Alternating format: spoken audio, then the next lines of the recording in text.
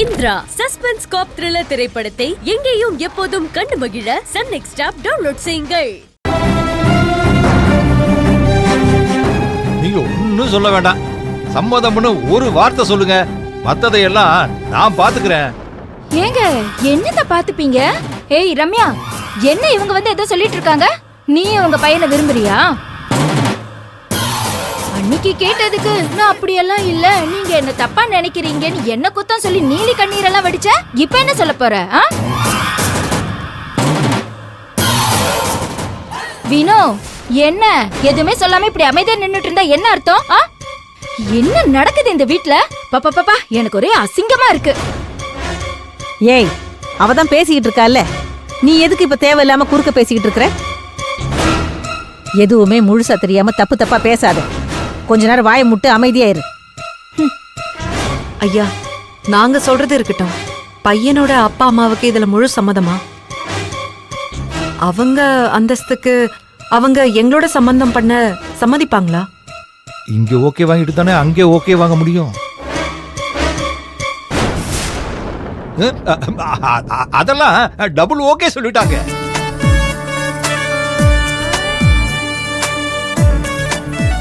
அவங்கள பொறுத்த வரைக்கும் பையனோட விருப்பம் தான் அவங்களோட விருப்பமும். இப்போ நீங்க தான் உங்களோட விருப்பத்தை சொல்லணும். எங்க பொண்ணும் விருப்பப்படுறாங்கிறப்போ அவ விருப்பம் தான் எங்களோட விருப்பமும். எங்களுக்கு இதுல முழு சம்மதம் தான்.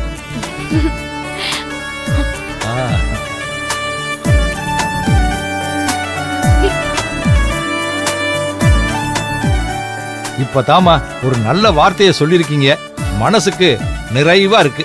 சரிங்கய்யா, அப்போ ஒரு நல்ல நாளா பார்த்து அவங்கள எங்க வீட்டுக்கு வர சொல்லுங்க. மத்ததெல்லாம் அப்புறம் பேசிக்கலாம். இன்னும் பேசவே இல்ல, அதுக்குள்ள அவங்கள இப்படி வர சொன்னா எப்படி வருவாங்க? முயற்சி பண்ணுவோம். வாஸ்தவம் தான், நியாயமா பொண்ணு பாக்குறதுக்கு பொண்ணு வீட்டுக்கு தான் வரணும். இங்கதான் பசங்களுக்கு ஒருத்தருக்கு ஒருத்தர் பிடிச்சு போனதுனால இந்த சம்பந்தத்தை நேரடியா பேச வந்திருக்கோம். அதனால நம்ம பெரியவங்க எல்லாம் ஒண்ணு கூடி கோயில்ல ஒரு சந்திப்பை வச்சுக்கலாம்னு நான் நினைக்கிறேன். நீங்க என்ன சொல்ல வரீங்க? என்ன இது ஆரம்பமே தப்பா இருக்கு? எங்களுக்கு சம்மதம் தான்.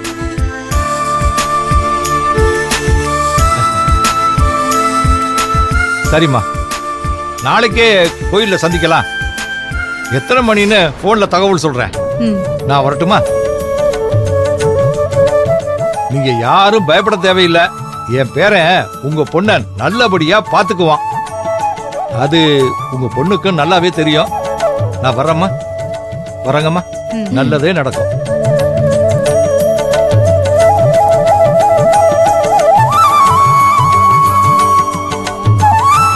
அத்தை, என்ன நடக்குது இந்த வீட்ல? ஏற்கனவே தெரிஞ்சவங்க ஒருத்தவங்க வந்து பொண்ணு கேட்டுட்டு போயிருக்காங்க, அவங்களுக்கும் தரலான்னு பேசுனீங்க.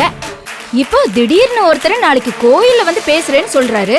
அதுக்கும் ரெண்டு பேரும் சரின்னு தலையாட்டிட்டு இருக்கீங்க. நான் கேக்குறேன், கல்யாணங்கிறது உங்களுக்கு விளையாட்டா இருக்கா? ஆனாலும் இவளுக்கு வந்த வாழ்வு இருக்கே, நல்லா இருக்கிறவங்களுக்கே ஒரு வாரம் அமையறதே கஷ்டமா இருக்கிறப்ப இவளுக்கு வரிசை கட்டிக்கிட்டு வந்துகிட்டே இருக்க எப்படி? ஏண்டி, உன்னை வேலைக்கு போக சொன்னா நீ எம்டியாவே வளைச்சு போட்டிருக்கியே. சரியான கைகாரி தாண்டி நீ. ஏய் கனகா, நீ என்ன பேசிட்டு இருக்க? நீ ஏன் நம்ம பொண்ணை பத்தி தப்பா பேசினா மத்தவங்க என்ன நினைப்பாங்க? அதானே, இங்க பாருடி, தேவையில்லாம கண்டதையும் பேசிக்கிட்டு இருக்காம உன் புருஷனை நாளைக்கு எந்த வெட்டி வேலைக்கும் போகாம இருக்க சொல்லு. நாளைக்கு ஒரு நாளைக்கு பார்க்கெல்லாம் லீவ் விட்டுட்டாங்கன்னு சொல்லு. நாளைக்காவது அவனை தங்கச்சிக்கு ஒரு அண்ணனா, நீயும் ஒரு அண்ணியா, 3 பேரும் ஒன்னா வினோதினி கூட போய் சம்பந்தம் பேசிட்டு வாங்க. உன்னை தாண்டி ஏத்த இவ்ளோ பெரிய இடம் இவளுக்கு தேவையா? முதல்ல இதெல்லாம் நம்ம தகுதி தராதரத்துக்கு ஒத்து வருமா? அதான் எல்லாத்தையும் கேட்டுட்டல்ல, அப்புறம் தனியா உனக்கு வேற ஒரு விளக்கம் சொல்லணுமா? அதான் பசங்க விருப்பப்பட்டுட்டாங்கன்னு சொல்லியாச்சுல்ல, அப்புறம் என்ன? சரி சரி, போய் பேசிட்டு வரோம். உனக்கு மட்டும் எங்க இருந்துதான் அதிர்ஷ்டம் அடிக்குதுன்னு தெரியல.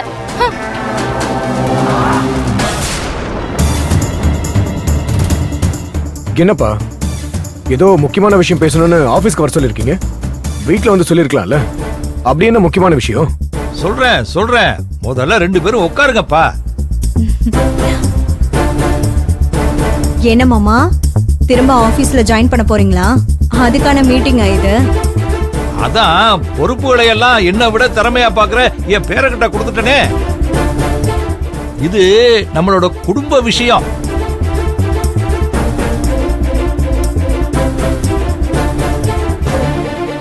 அத வீட்ல வச்சு சொல்லிருக்கலாம்லப்பா. இதுக்கு எதுக்கு ஆபீஸ்க்கு வந்தீங்க? வாஸ்தவம் தான். ஆனா இத நியாயமா வீட்ல வச்சு தான் பேசியிருக்கணும். ஆனா நீங்க 2 பேரும் குடும்ப விஷயத்தை கூட வியாபாரமா பிசினஸா தானே பேசுவீங்க. அதனால தான் இந்த பிசினஸ ஆபீஸ்ல வச்சு பேசினா தான் சரியா இருக்கும்னு உங்க 2 பேரும் இங்க வர வச்சேன். சரிப்பா, சுத்தி வளைக்காம என்ன விஷயம் சொல்லுங்க.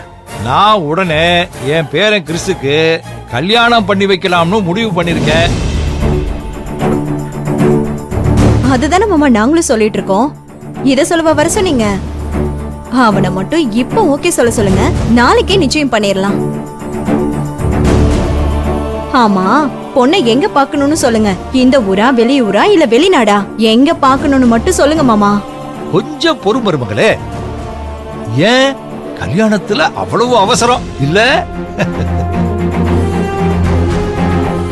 உங்களுக்கு எந்த சிரமமும் வேணாம், பொண்ணு பார்க்க வேண்டிய அவசியமும் இல்ல. அதுதான் ஏற்கனவே பார்த்தாச்சே.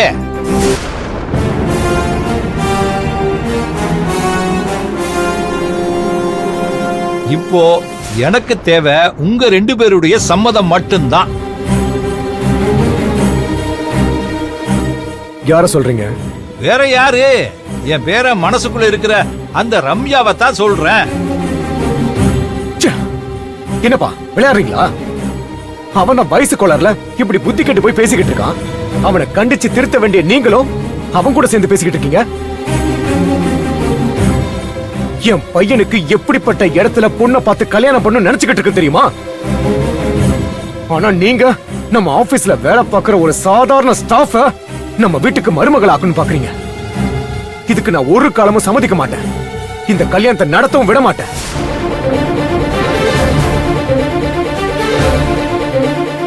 அப்பா, இவன் வேணா உங்களுக்கு செல்ல பேரனா இருக்கலாம். ஆனா இவன் என் பையன்.